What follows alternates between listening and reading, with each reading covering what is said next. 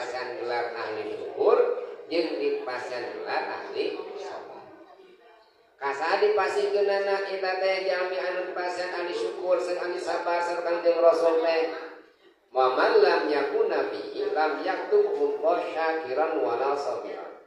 Upami di atas jalmi teh teu aya dua sifat maka eta jalmi lain jalmi ahli syukur jeung jalmi ahli sabar. Saha golonganana nu dua ieu teh?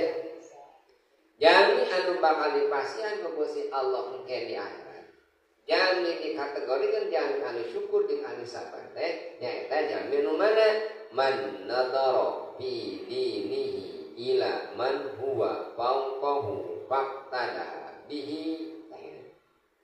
Nu kahiji saur Kanjeng Nabi jalmi di mana bisa ningali kanu saluhurna dina urusan agamana tuluy we anjeunna nurut ka eta jalma maka eta jalmi teh digolongkeun jalmi anu ahli syukur jeung ahli sabar.